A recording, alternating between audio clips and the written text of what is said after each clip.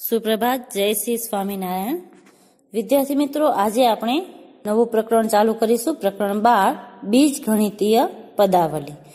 आपणे आम तो जे छे ए बीजगणित विषे आगळ चेप्टर 4 छे एनी अंदर सादा समीकरणमां थोडुं घणुं शीखी ज गया छीए। आज आपणे एना विशेनी विस्तृत माहिती प्रकरण 12 नी अंदर समजीशुं। तो हवे आपणे शरू करीशुं प्रकरण 12 बीजगणितीय पदावली। प्रकरण 12 बीजगणितीय पदावली। આપણે ધોરણ 6 માં કેટલીક બીજગણિતીય અભિવ્યક્તિ વિશે શીખી ગયા છીએ, જેવી કે x+3 y-5 4x+5 10y-5 આવી જે અભિવ્યક્તિ હતી, જે પદાવલી હતી, એના વિશે આપણે ધોરણ 6 ની અંદર અભ્યાસ કર્યો છે।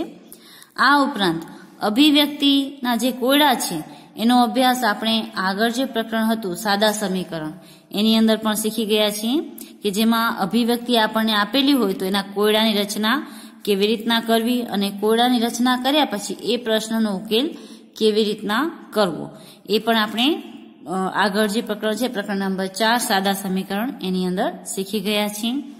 હવે આ પ્રકરણની અંદર આપણે અભિવ્યક્તિ જે છે એને બીજગણિત તરીકે આપણે અહીં જોઈશું। અભિવ્યક્તિ એ બીજગણિતના પાયાનો ખ્યાલ છે। આ પ્રકરણમાં તેને આપણે બીજગણિતીય પદાવલી તરીકે ઓળખીશું અને આ બીજગણિતીય પદાવલીની રચના કેવી રીતે થાય છે તેમજ કેવી રીતે તેમાં પ્રક્રિયાઓ થાય છે અને એની કિંમત કેવી રીતના શોધવામાં આવે છે અને એ આપણને કેવી રીતના ઉપયોગી છે એનો અભ્યાસ આપણે આ પ્રકરણની અંદર કરીશું। સૌપ્રથમ પદાવલી એટલે શું એની આપણે સમજૂતી મેળવીએ તો આજે આપણે અહીં આપેલું છે x+3 y-5 4x+5 10y-5 એને આપણે પદાવલી તરીકે ઓળખીએ છીએ। તો આની અંદર જે x, y, l, m એના જેવા જે અક્ષરોનો ઉપયોગ કરવામાં આવે છે એને ચલ કહેવામાં આવે છે, બરાબર। તો ચલ જે છે એ જુદી જુદી કિંમતો ધારણ કરી શકે છે અને તેની કિંમત ચોક્કસ હોતી નથી।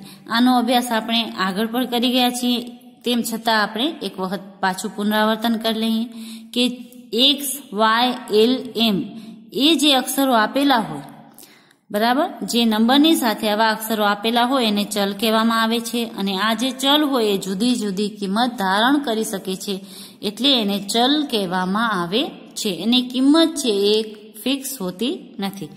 બીજી બાજુ અચલને ચોક્કસ કિંમત હોય છે, 4 છે, 100 છે, -17 છે, આ જે બધા છે અચલના ઉદાહરણ છે। અચલ સંખ્યા એટલે કે જે નંબરની અંદર આપણે આપેલી હોય કે જેની કિંમત નક્કી જ છે, અહીં 4 એટલે એની કિંમત 4 જ થશે, 100 એટલે એની કિંમત 100 જ થશે। આવી રીતના જેની કિંમત ચોક્કસ હોય, નક્કી હોય એને અચલ કહેવામાં આવે છે અને આ અચલ સંખ્યાની સાથે જે x, y, a, b, c, d એવી જે સંખ્યા લખવામાં આવે છે એને ચલ કહેવામાં આવે છે। આમ ચલ અને અચલના જોડાણથી બીજગણિતીય પદાવલી રચાય છે, બરાબર। તો પદાવલી કેવી રીતના રચાય છે? ચલ અને અચલના જોડાણથી। જે કોઈ પણ તમે પદાવલી જોશો બીજગણિતીય પદાવલી એની અંદર ચલ પણ આપેલો હશે અને એની સાથે અચલ સંખ્યા પણ આપેલી હશે। તો આ બંનેનું જ્યારે જોડાણ થાય અને જે સંખ્યા આપણને મળે એને બીજગણિતીય પદાવલી કહેવામાં આવે છે। હવે આ જે બીજગણિતીય પદાવલી હોય એના સરવાળા, બાદબાકી, ગુણાકાર અને ભાગાકાર જેવી ક્રિયાઓ પણ એની અંદર કરવામાં આવે છે, જે આપણે આગળ પણ જે પ્રકરણ હતું સાદા સમીકરણ એની અંદર આપણે એની સમજૂતી મેળવી હતી। હવે અહીં આપણે પદાવલી વિશે વિસ્તૃત માહિતી મેળવીશું। પદાવલીની અંદર પદ કોને કહેવામાં આવે છે? આપણે આગળ જોયું જ હતું કે એકપદી પદાવલી હોય, દ્વિપદી પદાવલી હોય છે અને ત્રિપદી પદાવલી હોય છે અને બહુપદી પદાવલી પણ હોય છે, બરાબર। જેની અંદર માત્ર એક જ પદ આપેલું હોય એને આપણે એકપદી પદાવલી કહીએ છીએ। જેની અંદર સરવાળા કે માઇનસ સાથે બે પદ આપેલા હોય એને દ્વિપદી પદાવલી કહેવામાં આવે છે। જેવી રીતના 4x+5 છે, આ જે પદાવલી છે એ દ્વિપદી પદાવલી છે। એવી જ રીતના 3x² + 7y છે, આ પણ દ્વિપદી પદાવલી છે। આ પેલું પદ અને આ બીજું પદ એવી જ રીતના અહીં પણ આ પેલું પદ અને આ બીજું પદ. માત્ર આવી રીતના લખેલું કે 3x નો વર્ગ, તો આને એકપદી પદાવલી કહેવામાં આવે છે કે આવી રીતના માત્ર 3x નો વર્ગ જ લખેલું હોય તો. એવી જ રીતના આવી રીતના 3 પદ સાથે લખેલા હોય અને વચ્ચે સરવાળા કે બાદબાકીની નિશાની હોય તો એને ત્રિપદી પદાવલી પણ કહેવામાં આવે છે. આ ઉપરાંત 3 થી વધુ જે પદો ધરાવતા હોય એને આપણે બહુપદી પદાવલીઓ તરીકે ઓળખીએ છીએ. બરાબર. તો આ જે પદાવલી આપેલા હોય એના સરવાળા કેવી રીતના કરવા, બાદબાકી કેવી રીતના કરવી, ગુણાકાર અને ભાગાકાર કેવી રીતના કરવો એ આપણે અગાઉના પ્રકરણની અંદર ભણી જ ગયા છીએ. આપણે આગળ જોયું જ હતું કે જ્યારે કોઈ પણ પદાવલીના સરવાળા કે બાદબાકી કરવા હોય ત્યારે એના સજાતીય પદો હોય એને સાથે લખવામાં આવે છે અને સજાતીય પદનો જ સરવાળા કે બાદબાકી કરવામાં આવે છે. જ્યારે ગુણાકાર છે અને ભાગાકાર છે એ તમે વિજાતીય પદ સાથે પણ કરી શકો છો. બરાબર. તો અહીં આપણે એ વાત ખાસ યાદ રાખવાની કે જ્યારે કોઈ પણ પદાવલીનો સરવાળો કે બાદબાકી કરવી હોય તો એના સજાતીય પદ હોય એને સાથે લખી અને એને સરવાળા કે બાદબાકી કરવામાં આવે છે. અહીં હવે આપણે જે આપેલ પદાવલી હોય એના પદ કોને કહેવામાં આવે છે અને એના અવયવ કોને કહેવામાં આવે છે એ આપણે અહીં જે આ ટ્રી ચાર્ટ આપેલો છે એના દ્વારા એની સમજૂતી મેળવીશું. અહીં આપણને એક પદાવલી આપેલી છે 4x નો વર્ગ માઇનસ 3xy. તો આની અંદર બે પદ આપેલા છે, એક છે 4x નો વર્ગ, બીજો છે માઇનસ 3xy. આ બંને જે છે એ આ પદાવલીના પદ કહેવાશે. આ છે 4x વર્ગ માઇનસ 3xy એ પદાવલી થઈ. આ પદાવલી દ્વિપદી પદાવલી છે, એની અંદર બે પદ આપેલા છે. બરાબર. તો આ બે પદને પેલા આપણે અલગ કર્યા. 4x નો વર્ગ એક પદ થયું, બીજું પદ છે માઇનસ 3xy. અહીં માઇનસ છે એટલે માઇનસ લેવા પડશે. તો આ બે પદ થયા. હવે આ બે પદના આપણને અવયવો લખવાના હોય તો પેલા પદના અવયવો થશે 4, પછી x નો વર્ગ એટલે x છે બે વખત આવશે, x ગુણ્યા x. બરાબર. આ ત્રણેયની વચ્ચે ગુણાકારનો સંબંધ છે. 4x નો વર્ગ એટલે કે 4 ગુણ્યા x ગુણ્યા x.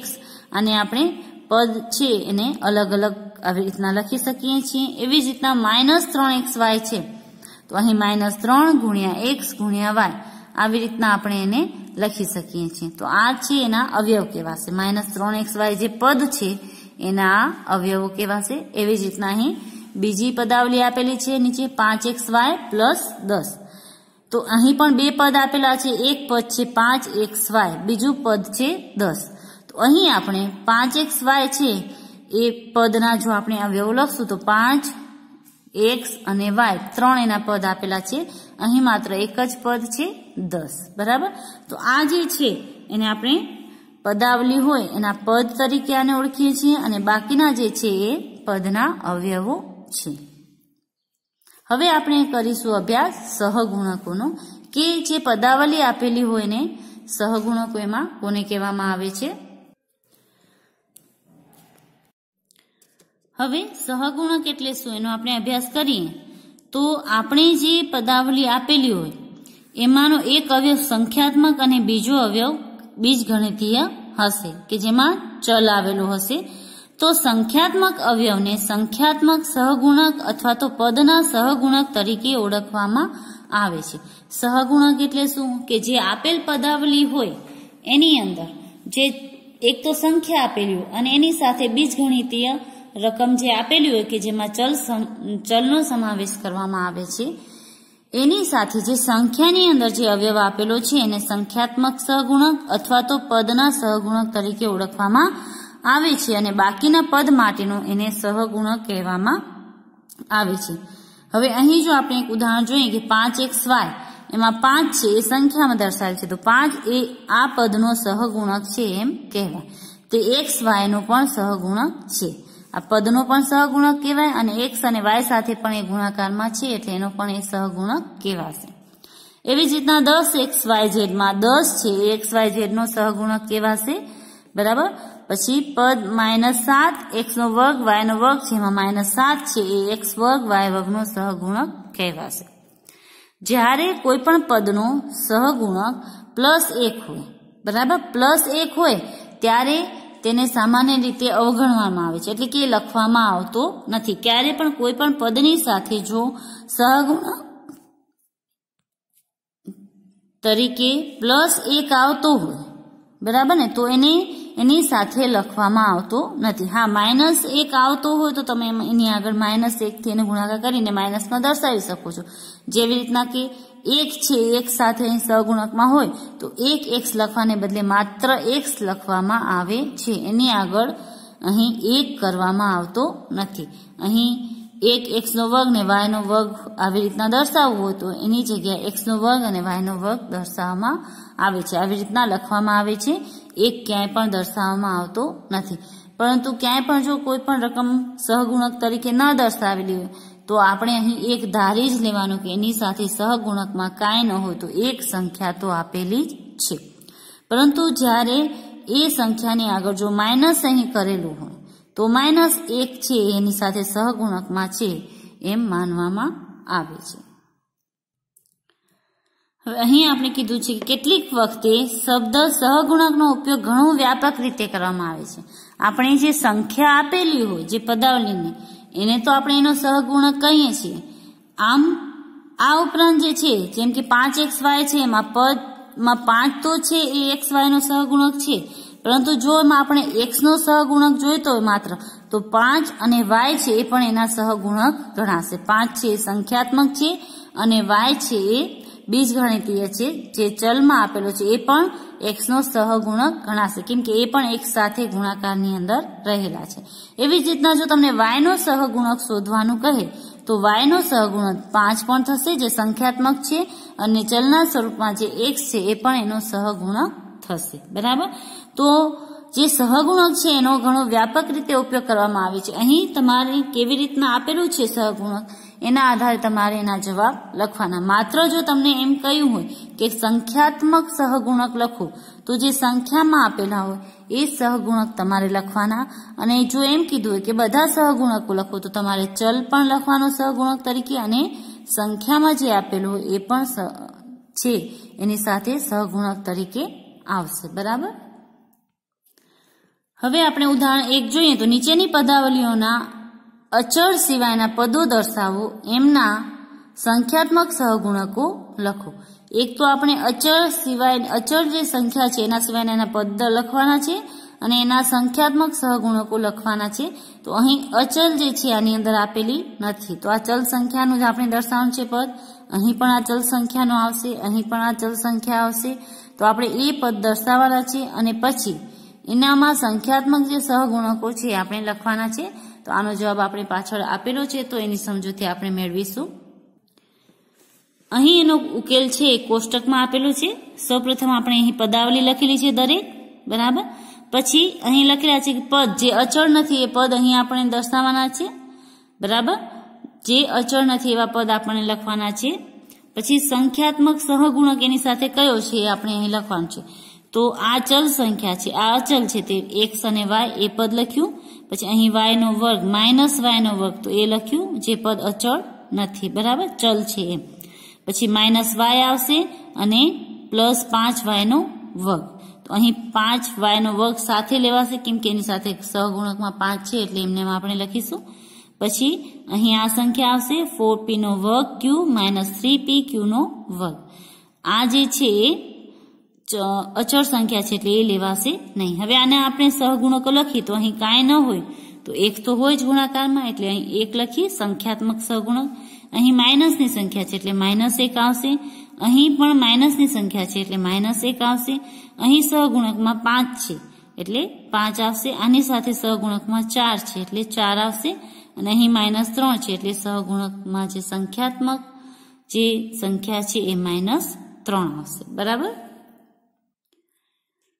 અહીં આપણે બીજા ઉદાહરણની સમજૂતી મેળવીએ તો પ્રશ્ન એ ની અંદર લખેલું છે નીચેની પદાવલીમાં x ના કયા સહગુણક છે તે લખો. માત્ર x ના સહગુણક આપણને લખવાનું કહ્યું છે. તો સૌપ્રથમ આપણે પદાવલી લખી, પછી x સાથેનું જે પદ છે એ જ અહીં લખાશે. અવયવ x સાથેનું પદ અહીં લખેલું જ છે એટલે માત્ર x વાળું પદ જ આપણે લખશું, એની y વાળું પદ લખવાનું નથી. આ દ્વિપદી પદાવલી છે તો પેલું જ પદ લખશું અહીં 4x, બીજાની અંદર -x, ત્રીજાની અંદર y નો વર્ગ અને x છે તો એ આવશે અને અહીં 5xz તો માત્ર x વાળું પદ જ આપણે લખવાનું છે જેની અંદર x આપેલો હોય એ. હવે x સાથેના જે સહગુણકો છે અહીં આપેલા છે આપણે 4 બરાબર. પછી અહીં કાંઈ નથી તો -1. અહીં x ની સાથે y નો વર્ગ આપેલો છે ગુણાકારમાં. અહીં x ની સાથે -5 અને z બંને આપેલા છે સહગુણકમાં. એવી જ રીતના બી માં તમને કરવાનું છે નીચેની પદાવલીમાં y ના સહગુણક કયા છે તે લખો. તો અહીં આપણે જે માત્ર y વાળા પદ હશે એ જ લખીશું અને સેમ એજ જે એનો જવાબ કર્યો એવી જ રીતના આપણે એને કરીશું. તો અહીં સૌપ્રથમ આપણે પદાવલી લખી, એમાં y વાળું પદ છે 3y તો એ લખ્યું, -3y સોરી. પછી છે yz તો yz લખ્યું. પછી yz નો સ્ક્વેર તો yz નો સ્ક્વેર અને અહીં my તો my લખ્યું. હવે અહીં જે છે એ y સાથે ગુણાકારની અંદર -3 છે તો -3. અહીં y સાથે z છે તો z, y સાથે z નો વર્ગ છે તો z નો વર્ગ અને y સાથે m છે સહગુણકમાં તો m બરાબર. અહીં માત્ર આપણે સંખ્યાત્મક સહગુણક લખવાનું નથી કહ્યું, એમ કહ્યું છે કે એની સાથેના સહગુણક લખો એટલે આપણે સંખ્યાત્મક પણ લખી શકીએ અને ચલ જે સહગુણકો છે એ પણ લખી શકીએ છીએ. હવે આપણે કરશું સજાતીય અને વિજાતીય પદ કોને કહેવામાં આવે છે એ શીખીશું. અહીં સજાતીય પદ એટલે શું? તો સજાતીય પદ એટલે કે જે પદોની અંદર સહગુણકો એક સરખા હોય એને સજાતીય પદ કહેવામાં આવે છે. અને વિજાતીય પદ એટલે કે જેની અંદર અલગ અલગ જે એના સહગુણકો હોય, સ્પેશિયલી ચલ જે સહગુણકો છે એ બરાબર. એના જે ચલ સહગુણકો હોય બીજગણિતીય અવયવો જેના એક જ સરખા હોય એને સજાતીય પદો કહેવામાં આવે છે અને બીજગણિતીય અવયવો જેના અલગ અલગ હોય એને વિજાતીય પદ કહેવામાં આવે છે. જો તમારે બીજગણિતીય અવયવો યાદ ન રહેતા હોય તો એના જે ચલ જે સહગુણકો છે એ એક સરખા હોય તો એને સજાતીય પદ કહેવામાં આવે છે. ટૂંકમાં આપણે એટલું યાદ રાખી શકીએ. ઉદાહરણ તરીકે અહીં એક પદાવલી આપેલ છે 2xy -3x + 5xy -4. અહીં તમે જોશો તો અહીં પણ xy છે અને અહીં પણ xy છે ગુણાકારની અંદર. આગળ સંખ્યાત્મક ભલે અલગ હોય પરંતુ જે ચલ છે બંનેમાં એક જ સરખા છે. અહીં xy છે અને અહીં પણ xy છે તો 2xy અને 5xy છે એ સજાતીય પદ કહેવાશે બરાબર. અહીં નંબર અલગ હોવાથી કાંઈ ફરક પડશે નહીં. એના જે ચલ છે એક સરખા સહગુણકમાં ચલ છે એક જ સરખા હોવા જોઈએ. હવે અહીં સહગુણકમાં માત્ર x છે y નથી એટલે આ એની સાથે સજાતીય પદમાં આવશે નહીં, એ વિજાતીય પદ કહેવાશે. જ્યારે અહીં નંબર છે એની સાથે કોઈ પણ ચલ સંખ્યા નથી એટલે આ પણ એની સાથે આવે નહીં. તો આ બંને જે છે સજાતીય પદ કહેવાશે, જ્યારે બાકીના જે આ બે પદ છે એ વિજાતીય પદ કહેવાશે. હવે આપણે અહીં સમજૂતી મેળવીશું એકપદી, દ્વિપદી અને ત્રિપદી અને બહુપદી પદાવલી કોને કહેવામાં આવે છે. તો જેમાં એક જ પદ આપેલું આવી રીતના 7xy પછી -5m પછી 3z નો વર્ગ 4 આ બધા જે છે એક પદી પદાવલી કહેવામાં આવે છે. જેમાં બે પદ આપેલા હોય, મેં તમને આગળ પણ સમજાવ્યું કે બે પદ આપેલા હોય જેને સરવાળા કે બાદબાકીથી અલગ દર્શાવેલા હોય, જેમ કે x + y m - 5 mn + 4m a² - b². આવી રીતના બે પદથી દર્શાવેલા હોય અને વચ્ચે સરવાળા કે બાદબાકીની નિશાની હોય તો એને દ્વિપદી પદાવલી કહેવામાં આવે છે. એવી પદાવલી કે જેમાં બે વિજાતીય પદો હોય તો તેને દ્વિપદી પદાવલી કહેવામાં આવે છે બરાબર. એવી પદાવલી કે જેમાં ત્રણ પદ હોય તેને ત્રિપદી પદાવલી કહેવામાં આવે છે, જેમ કે x + y + 7 ab + a + b 3x² - 5x + 2 m + n + 10. આવી રીતના અલગ અલગ આપેલા હોય તમને અલગ અલગ સંખ્યા અને વચ્ચે સરવાળા કે બાદબાકીની નિશાની કરેલી હોય એને ત્રિપદી પદાવલી કહેવામાં આવે છે બરાબર. તો અહીં આપણે એની સમજૂતી મેળવી કે એકપદી, દ્વિપદી અને ત્રિપદી પદાવલી કોને કહેવામાં આવે છે. અહીં આપેલ પદાવલીમાં એક અથવા વધુ પદો હોય તો તેને બહુપદી કહેવામાં આવે છે. આમ એકપદી, દ્વિપદી અને ત્રિપદી એ બહુપદી છે બરાબર. એ બહુપદી પણ છે અને એકપદી, દ્વિપદી અને ત્રિપદી પણ છે. ત્રિપદી પછી આગળ 4 પદી હોય કે 5 પદ આપેલા હોય તો એને પણ આપણે બહુપદી કહીએ છીએ બરાબર. હવે ઉદાહરણ 3 છે તમારે ગૃહ કાર્યમાં કરવાનું છે, જેમાં આપેલ પદની જોડમાંથી કયા પદ સજાતીય અને કયા પદ વિજાતીય છે એ તમારે કારણ સહિત કરવાનું છે. તો એની અંદર તમને અહીં આપેલી છે પદાવલી અમુક, એને તમારે આવી રીતના કોષ્ટકમાં દર્શાવીને એના જવાબ કરવાના છે. તો આ તમારે ગૃહ કાર્યમાં કરવાનું છે. બરાબર. હવે હું તમને સ્વાધ્યાય 12.1 કરાવું છું. તમારે આ પ્રશ્ન છે નોટબુકમાં કરવાનો છે. હું તમને એનો જવાબ પ્રશ્ન 1 નો અહીં જ કરાવું છું. પ્રશ્ન 2 થી પછી તમને નોટબુકમાં કરાવીશ, પરંતુ તમારે પ્રશ્ન 1 નો જવાબ પણ નોટબુકમાં કરવાનો છે. તો અહીં પહેલો પ્રશ્ન આપણો છે, નીચે આપેલી બાબતોમાં ચલ, અચલ અને ગાણિતિક પ્રક્રિયાનો ઉપયોગ કરી બીજગણિતીય પદાવલી બનાવો. અહીં જે આપણને અમુક બાબતો આપેલી છે એમાં ચલ, અચલ અને ગાણિતિક પ્રક્રિયાનો ઉપયોગ, ગાણિતિક પ્રક્રિયા એટલે સરવાળા, બાદબાકી, ભાગાકાર અને ગુણાકાર, એનો ઉપયોગ કરી અને આપણે પદાવલીઓ તૈયાર કરવાની છે. બરાબર. તો તમારે પ્રશ્ન 1 ઉતારી, એનો પોઈન્ટ 1 છે ઉતારી અને એનો જે જવાબ છે એને નીચે લખવાનો છે. હું દરેકની સામે હમણાં એનો જવાબ લખું છું, પરંતુ તમારી નોટબુકની અંદર એની નીચે એનો જવાબ કરવાનો છે. હવે પેલો જ આપણું છે, y માંથી z બાદ કરો. તો આ તો ખૂબ જ સરળ છે. તો આનો જે જવાબ છે એ તમારો આવશે y માઇનસ z. આ થઈ ગઈ આપણે પદાવલી. બરાબર. તો તમારે જવાબ કરીને નીચે લખવાનું છે, પ્રશ્ન લખી અને નીચે જવાબ કરીને બીજી લાઈનની અંદર લખવાનું છે y માઇનસ z. પછી તમારે બીજો પ્રશ્ન ઉતારવાનો છે નોટબુકમાં અને એનો જવાબ કરવાનો છે. બરાબર. તો હવે અહીં તમે ધ્યાન રાખજો કે કેવી રીતના હું આની અંદરથી ગાણિતિક પ્રક્રિયાનો ઉપયોગ કરીને પદાવલી બનાવું છું. બરાબર. પછી છે x અને y નો સરવાળાના અડધા. સૌપ્રથમ આપણે એમ કીધું છે x અને y નો સરવાળો. બરાબર. તો આપણે કર્યું x પ્લસ y એનો સરવાળો કર્યો, એના અડધા. તો આને તમે બે રીતના લખી શકો છો, એના અડધા એટલે એને આપણે ભાગ્યા 2 કરીએ તો પણ આપણને એના અડધા મળી જાય. અને આવી રીતના ના કરવું હોય તો અથવા કરીને x પ્લસ y આને કૌંસમાં લખીને એને ગુણ્યા એના અડધા એટલે 1/2 આપે આવી રીતના કરી શકીએ. અને ગુણાકાર ના કરો ને ડાયરેક્ટ 1/2 કરો તો પણ ચાલે. પણ મારા ખ્યાલથી આ તમને ખૂબ જ સરળ રહેશે. તમને આવી રીતના સમજણ પડે તો આવી રીતના પણ કરી શકો છો. બરાબર. તો આ થયો પ્રશ્ન 2 નો જવાબ. હવે ત્રીજો આપણો છે, સંખ્યા z નો તે સંખ્યા સાથેનો ગુણાકાર. હવે સંખ્યા z ગુણ્યા આપે સંખ્યા z કરીએ 2 વખત, એનો મતલબ એમ થાય કે z નો વર્ગ. તો તમે આવી રીતના આ જ જવાબ તમારે લખવાનો છે. આ મેં તમને સમજૂતી માટે કર્યું છે કે z ને જો તમે 2 વખત ગુણો તો z નો વર્ગ આવે, અને જો તમે 3 વખત ગુણો તો અહીં z ની 3 ઘાત આવે.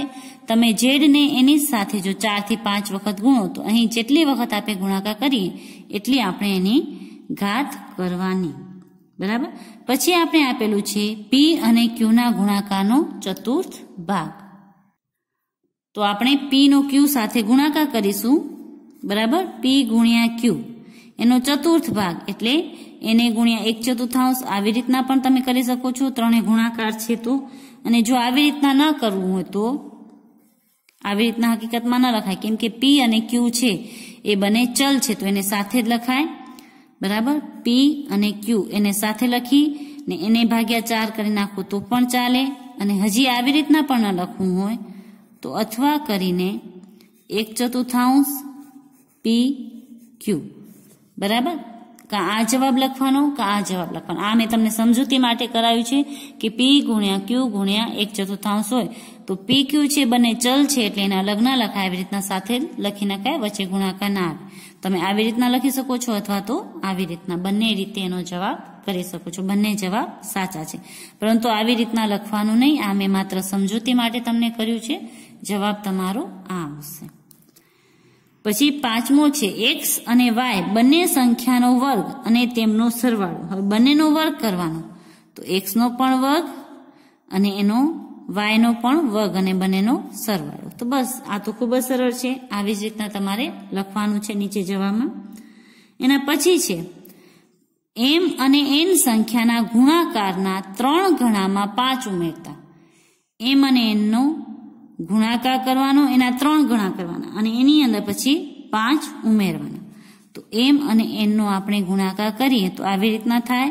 પછી એને ગુણ્યા 3 એટલે એની આ બાજુ 3 લખી શકીએ અથવા તો આ બાજુ આપણે 3 લખી શકીએ, જ્યાં આપણે લખવું હોય ત્યાં. તમે આવી રીતના પણ લખી શકો છો, 3mn પ્લસ પછી એની અંદર 5 ઉમેરવાનું. ને જો આવી રીતના ન લખવું હોય તો આવી રીતના પણ લખી શકો છો કે mn અહીં 3 અને એની અંદર 5 પ્લસ. બરાબર, તો આ થયો એનો જવાબ. મેં અથવામાં પણ તમને લખાવી દીધો છે. પછી એના પછી છે y અને z ના ગુણાકારને 10 માંથી બાદ કરતા. તો 10 માંથી બાદ કરવાનું એટલે 10 એમાંથી માઇનસ y અને z નો ગુણાકાર. તો એ આપણે ભેગા લખી નાખ્યા, y અને z નો ગુણાકાર. બસ આમાં આટલું જ સમીકરણ થશે. છેલ્લો આપણો છે a અને b ના ગુણાકારમાંથી તેમનો સરવાળો બાદ કરતા. પેલા a b નો ગુણાકાર કરવાનો, પછી એમાંથી આપણે બાદ બાકી કરવાની એનો સરવાળો. એટલે a b નો ગુણાકાર કરીએ એટલે આવી રીતના થાય a b નો ગુણાકાર, એમાંથી માઇનસ કરવાનું એનો સરવાળો એટલે a પ્લસ b. આ માઇનસ કરવાનું. અહીં તમારે ખાસ ધ્યાન રાખવાનું છે કે a b નો જે ગુણાકાર છે એમાંથી a પ્લસ b નો તમારે સરવાળો બાદ કરવાનો છે. તો આ થયો આપણો પ્રશ્ન નંબર 1 નો જવાબ. પ્રશ્ન નંબર 1 છે તમારે નોટબુકમાં ઉતારવાનો છે અને એની જ અંદર તમારે જવાબ કરવાના છે. મેં તમને અહીં કરાવ્યા છે પરંતુ તમારે નોટબુકમાં કરવાના છે. બરાબર, હવે આપણે પ્રશ્ન નંબર 2 કરીશું. પ્રશ્ન નંબર 2 માં એક આપણને પેલું આપેલું છે કે નીચે આપેલ પદાવલીમાંથી પદ અને તેમના અવયવ ઓળખી કાઢો અને આ પદ અને અવયવને ટ્રી ચાર્ટ વડે દર્શાવો. અહીં આપણને પદાવલી આપેલી છે, એમાંથી જે પદ છે એને ઓળખવાના છે અને પછી એના અવયવને આપણે ઓળખી કાઢવાના છે. અને આ જે પદાવલી આપેલી છે એના પદ અને અવયવને ટ્રી ચાર્ટ વડે દર્શાવવાના છે. જેવી રીતના આપણે આગળ ઉદાહરણમાં જોયું હતું એવી જ રીતના અહીં આપણે આનો ઉકેલ મેળવવાનો છે. તો અહીં a, b અને c છે તમારે ગૃહ કાર્યમાં કરવાના છે. હું તમને d અને e કરાવું છું. બરાબર, તો હવે આનો આપણે જવાબ કરીએ. તો જવાબમાં સૌપ્રથમ આપણે આ પદાવલી લખીશું, 5xy નો વર્ગ પ્લસ 7x વર્ગ y. હવે એના બે પદ પડશે તો અહીં આપણે પદ લખીશું. અહીં હું લખું છું પદ. બરાબર, એના બે પદ થશે. એક છે 5xy નો વર્ગ, બીજો થશે 7x વર્ગ y. અહીં પ્લસ છે એટલે અહીં પ્લસની નિશાની કરવાની જરૂર નથી. હવે આપણે જે પ્રથમ પદ છે આ એના અવયવો કરીએ તો 1, 2 અને y છે 2 વખત છે એટલે 4 અવયવો થશે. 1, 2, 3 અને આપણે એના 4 ભાગ કરશું. પેલું થશે 5, પછી x, પછી y નો વર્ગ છે એટલે y થશે 2 વખત. બરાબર, આ એના પદ થયા. હવે અહીં પણ એના 4 પદ થશે, અવયવ થશે. 7 પછી x નો વર્ગ છે એટલે x 2 વખત અને y. તો અહીં એના 4 અવયવો થશે, 1, 2, 3 અને 4. પેલું થશે 7, પછી x ગુણ્યા x 2 વખત અને છેલ્લો અવયવ થશે y. તો આ જે છે એનો આપણે ટ્રી ચાર્ટ બનાવ્યું. આવી જ રીતના પ્રશ્ન નંબર એનો આપણે જવાબ કરીશું. પ્રશ્ન નંબર e ની અંદર આપણી પાસે છે કુલ 3 પદો. બરાબર, તો સૌપ્રથમ આપણે અહીં પદાવલી લખીશું, -ab પ્લસ 2b નો વર્ગ -3a નો વર્ગ. એના આપણે 3 ભાગ કરીશું, 1 ભાગ, 2 ભાગ અને 3 ભાગ. 3 પદ છે. બરાબર ને, અહીં આપણે લખીશું પદ. પેલામાં આવશે -ab. બરાબર, બીજામાં આવશે 2b નો વર્ગ. અહીં પ્લસ કરવાની જરૂર નથી, અહીં માઇનસ છે તો માઇનસ કરવું પડશે, -3a નો વર્ગ.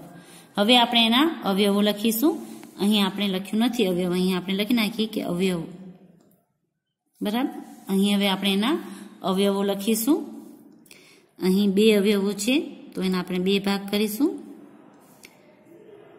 અવયવો, એક થશે -a, બીજો અવયવ થશે b. બરાબર, હજી આની અંદર ત્રીજો પણ અવયવ થાય. બરાબર, આપણે જો કરીએ તો ત્રીજો અવયવ કયો થાય? તો જો અહીં માઇનસની નિશાની હોય તો એક તો દરેકમાં અવયવ હોય છે, તો તમે આપણે અહીં 1 કરી શકીએ છીએ, -1. પછી અહીં b તો છે આપણે અહીં a લખી નાખીએ. બરાબર, તો અહીં માઇનસમાં ના આવે a. -1 છે દરેકનો સહગુણક હોય છે એટલે આપણે અહીં -1 b અને a આવી રીતના કરીશું. હવે અહીં b 2 છે, પછી b છે અને b નો વર્ગ છે એટલે અહીં પણ 3 અવયવો થશે, 1 2 અને 3. પેલું આવશે 2, પછી b 2 વખત છે તો 2 વખત, અહીં 1 2 અને અહીં પણ 3 અવયવો થશે, -3 a ગુણ્યા a એટલે a 2 વખત. બરાબર. ને અહીં જે છે આપણે -1 છે લખવાનું, કેમ કે સહગુણકમાં કોઈ સંખ્યા ન હોય તો 1 તો હોય જ. જો અહીં પ્લસ હોત તો +1 આપણે લખવાનું અને માઇનસ છે તો -1 આપણે લખીશું. તો આ થયું આપણું અવયવ ટ્રી. બરાબર. અહીં બાકીના જે દાખલા છે પ્રશ્ન 2 ના 1 ના એ 3 ABC તમારે ગૃહ કાર્યમાં કરવાના છે. હવે આપણે કરીશું પ્રશ્ન બીજાનો બીજો, જેમાં આપણે આપેલું છે કે નીચે આપેલી પદાવલીમાંથી પદ અને અવયવ ઓળખી કાઢો. આવી જ રીતના આપણે કરવાનું છે, પરંતુ અહીં આપણે ટ્રી ચાર્ટ બનાવવાનો હતો. અહીં આપણે ટ્રી ચાર્ટ બનાવીશું નહીં અને કોષ્ટક બનાવીને જે છે એ આપણે કરીશું. આગળ આપણે ઉદાહરણમાં આ પણ શીખ્યું હતું કે કોઈ કોષ્ટકની અંદર પેલા પદાવલી લખેલી હતી, પછી એની અંદર એના પદ અલગથી લખેલા હતા અને પછી બાજુના અંદર એના અવયવો લખેલા હતા. તો અહીં પણ આપણે કોષ્ટક બનાવી અને આ જે બીજો પ્રશ્ન છે એનો જવાબ કરીશું. અહીં હું તમને ઈ થી જે જવાબ છે એ કરાવું છું, EF ને આગળના છે GH એ આગળના જે છે ABCD એ તમારે જાતે કરવાના છે. એક જ કોષ્ટકમાં તમે CW માં પણ કરી નાખશો તો પણ ચાલશે, પરંતુ આ 4 ના જવાબ તમારે જાતે લખવાના છે. એવી રીતના આ પણ છે 3 એ તમે સાથે કરી નાખશો CW માં તો પણ ચાલશે, પરંતુ એના જવાબ તમારે જાતે કરવાના છે. બરાબર. આની સાથે જ પ્રશ્નની અંદર લખી નાખશો તો પણ ચાલશે. ને અહીં પણ તમારે 4 જાતે કરવાના છે. હું તમને અહીંથી એના જે જવાબ છે એ કરાવું છું કોષ્ટક બનાવીને. પ્રશ્ન બીજાની અંદર આપણે ઈ કરીએ છીએ જેમાં આપણે પદાવલી આપેલી છે PQ પ્લસ Q. તો અહીં જે પદ મળશે આપણે એક પદ મળ્યું PQ અને બીજું પદ મળ્યું Q. તો PQ ની અંદર જે આપણા અવયવો છે એ આપણા થશે P અને Q. જ્યારે Q ની અંદર તો એક જ અવયવ છે તો આપણે Q લખી શકીએ છીએ. બરાબર. અને એની સાથે જો ગુણાકારમાં કાંઈ ન હોય તો તમે સહગુણક તરીકે 1 લખવું હોય તો લખી શકો છો. તો અહીં આપણે 1 ને પણ સહગુણક તરીકે લખી શકીએ છીએ. એવી જ રીતના અહીં પણ જો તમારે અવયવની અંદર 1 લખવું હોય તો તમે લખી શકો છો, કેમ કે એ પણ એનો અવયવ કહેવાય. સંખ્યાત્મક અવયવ એનો 1 થશે. બરાબર. કાંઈ ન હોય તો 1 તો હોય જ. અને જે તમે અવયવો લખો એમાં વચ્ચે તમારે કોમા કરવાનો છે. જો તમે કોમા નહીં કરો તો એનો મતલબ એ થશે કે એ ગુણાકારમાં છે. એટલે જે આપણે અવયવ લખીએ એની અંદર કોમા આપણને કરવાનો છે વચ્ચે. હવે એના પછીની જે પદાવલી છે એ આપણે લખીએ એ પછી F. તો એની અંદર છે 1.2 AB minus 2.4B plus 3.6A. આપણી પદાવલી થઈ. એની અંદર જે પદ છે આપણે 3 પદ મળશે, 1.2 AB, બીજું પદ આપણને મળ્યું 2.4B જે માઇનસમાં છે તો આપણે માઇનસમાં કરીશું. ત્રીજું પદ આપણને મળશે 3.6A.